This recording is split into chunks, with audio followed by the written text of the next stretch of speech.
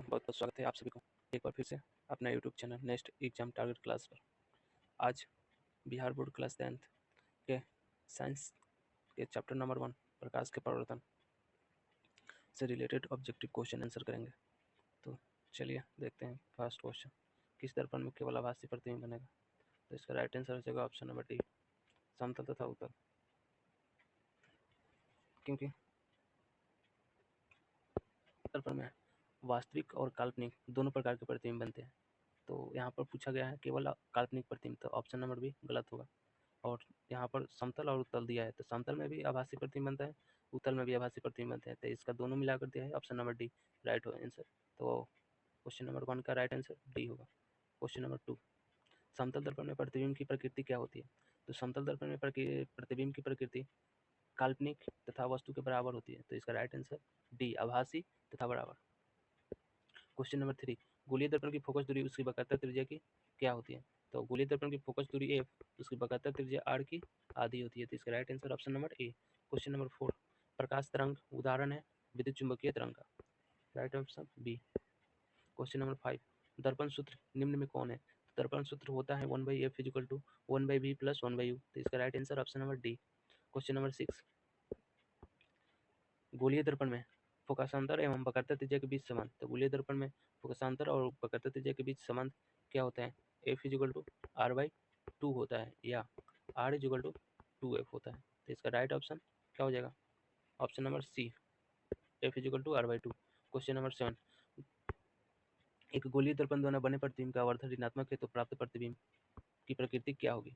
तो गोलीय दर्पण द्वारा प्राप्त प्रतिबिंब का आवर्धन ऋणात्मक है, तो हम लोग जानते हैं गोलीय दर्पण में प्रतिबिंब का आवर्धन ऋणात्मक होता है, तो वस्तु का प्रतिबिंब हमेशा हमेशा क्या होता है?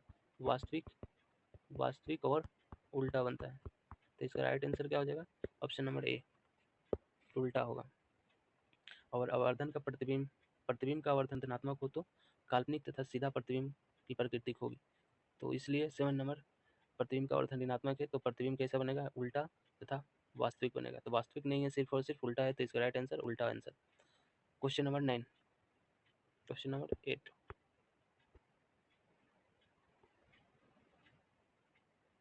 कटिएगा।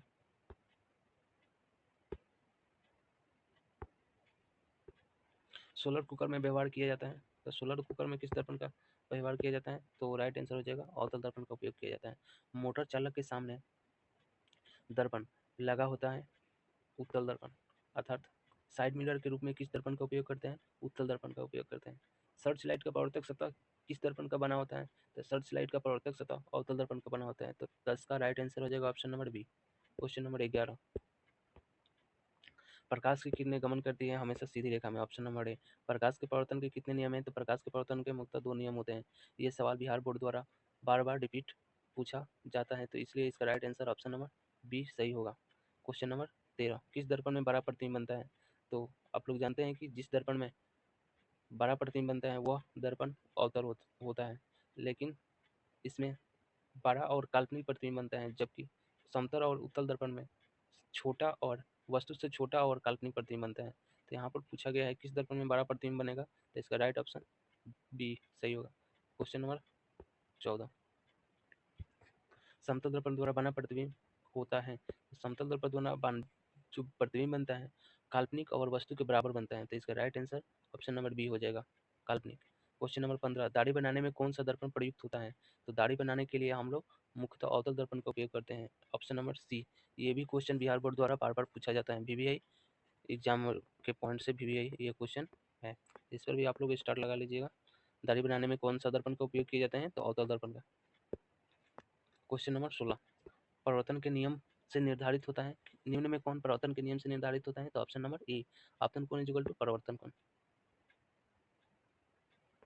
सही होगा। यहाँ पर आपतन कोण विचलन कोण नहीं होगा, आंसर गलत। परावर्तन कोण इक्वल टू अपवर्तन कोण, ये अपवर्तन ला दिया था यहाँ पर, इसके लिए ये गलत। तो परावर्तन कोण इक्वल टू आपतन कोण होना चाहिए, तो इसका राइट आंसर हो जाएगा option number A.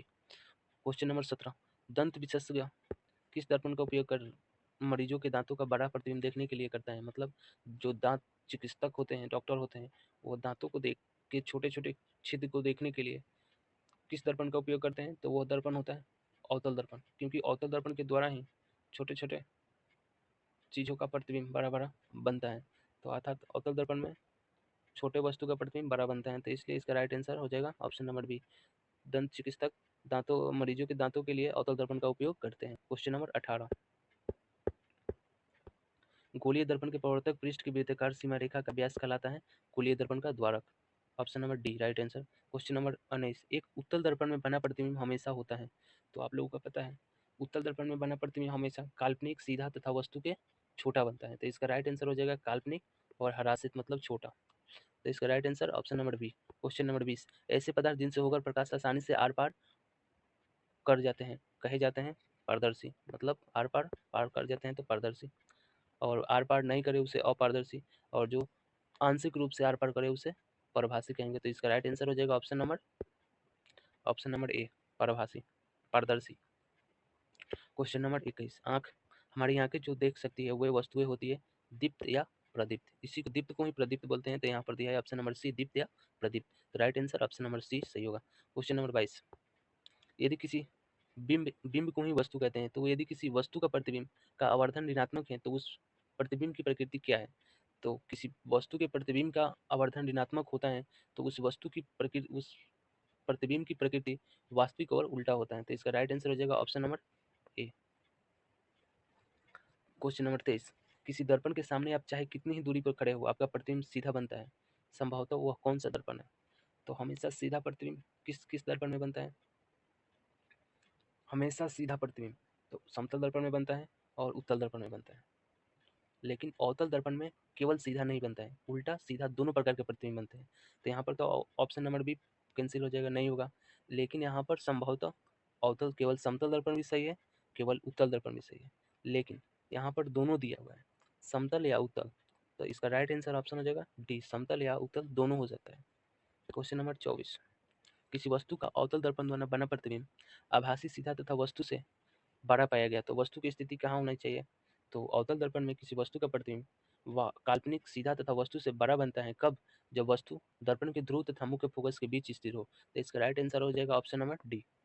Question number 25, निम्नलिखित में से किस दर्पण द्वारा किसी वस्तु का वास्तविक प्रतिबिंब मिल सकता है, तो किस दर्पण द्वारा हमेशा वास्तविक प्रतिबिंब केवल वास्तविक प्रतिबिंब मिल सकता है, तो उत्तल दर्पण द्वारा तो कभी नहीं, इसमें सिर्फ और सिर्फ काल्पनिक प्रतिबिंब बनेगा, समतल दर्पण में भी सिर्फ काल्पनिक प्रतिबिंब बनेगा, केवल और केवल अवतल दर्पण है जिसमें वास्तविक प्रतिबिंब भी मिल सकता है और काल्पनिक प्रतिबिंब भी मिल सकते हैं, तो आंसर नंबर सी राइट होगा। क्वेश्चन नंबर 26, उत्तल दर्पण द्वारा बना प्रतिबिंब होता है, तो उत्तल दर्पण द्वारा हमेशा जो प्रतिबिंब बनता है हमेशा सीधा, काल्पनिक तथा वस्तु से छोटा होता है, तो इसका राइट आंसर हो जाएगा हमेशा सीधा। क्वेश्चन नंबर 27, अवतल दर्पण में आवर्धित काल्पनिक प्रतिबिंब बनने के लिए वस्तु को कहाँ रखा जाए, अर्थात अवतल दर्पण में किसी वस्तु का प्रतिबिंब काल्पनिक, सीधा तथा वस्तु से बड़ा बनने के लिए वस्तु को फोकस के अंदर रखते हैं, अर्थात मुख्य वस्तु को फोकस और ध्रुव के बीच रखते हैं, तो इसका राइट आंसर हो जाएगा ऑप्शन नंबर डी फोकस के अंदर। क्वेश्चन नंबर 28, प्रकाश तरंग उदाहरण है, तो प्रकाश तरंग विद्युत चुंबकीय तरंग का उदाहरण है। क्वेश्चन नंबर 29, निर्वात में प्रकाश की चाल होती है 3 × 10⁸ मात्रक यहाँ पर देख लीजिएगा मीटर प्रति सेकंड होगा, तो right answer A. Question number 30, काल्पनिक प्रतिबिंब हमेशा क्या होता है, तो काल्पनिक प्रतिबिंब हमेशा सीधा होता है, ऑप्शन नंबर ए। किसी वस्तु का आवर्धित काल्पनिक प्रतिबिंब बनता है किस दर्पण में, तो किस दर्पण में किसी वस्तु का आवर्धित मतलब बड़ा काल्पनिक प्रतिबिंब बनता है, तो वो सिर्फ और सिर्फ बड़ा प्रतिबिंब किस दर्पण में बनता है, अवतल दर्पण में, तो right option A. Question number 32, संयुग्मी फोकस संभव है केवल और केवल अवतल दर्पण में। क्वेश्चन नंबर 33, यदि किसी वस्तु को एक दर्पण के सामने निकट रखने पर प्रतिबिंब सीधा बने किंतु दूर रखने पर उल्टा प्रतिबिंब बने, तो वह दर्पण हो सकता है ऑप्शन नंबर बी अवतल दर्पण हो सकता है, क्योंकि अवतल दर्पण में ही वस्तु को मुख्य फोकस और दर्पण के ध्रुव के बीच रखते हैं नजदीक में, तो उसका प्रतिबिंब काल्पनिक तथा सीधा बनता है, लेकिन जैसे ही मुख्य फोकस से दूर वस्तु को ले जाते हैं तो उसका प्रतिबिंब वास्तविक उल्टा बनने लगता है, तो वो किस दर्पण में संभव होता है, तो वह दर्पण अवतल दर्पण होता है, तो इसलिए इसका राइट आंसर बी होगा। क्वेश्चन नंबर 34, यदि किसी वस्तु को एक दर्पण के सम्मुख किसी भी दूरी पर रखने पर उस वस्तु का प्रतिबिंब सदैव सीधा और छोटा बनता है, तो वह दर्पण होगा, तो आप लोग जानते हैं उत्तल दर्पण में हमेशा किसी भी वस्तु का प्रतिबिंब कहीं पर भी रखें हमेशा सीधा तथा छोटा, वस्तु से छोटा ही बनता है, तो यह स्थिति किस दर्पण में होती है, ऑप्शन नंबर बी उत्तल दर्पण में। क्वेश्चन नंबर 35, उत्तल दर्पण से प्रतिबिंब सदैव बनता है, कहाँ बनता है, जो उत्तल दर्पण में जो प्रतिबिंब बनता है वो कहाँ बनता है, तो उत्तल दर्पण में जो प्रतिबिंब बनता है मुख्य फोकस और वक्रता केंद्र के बीच बनता है।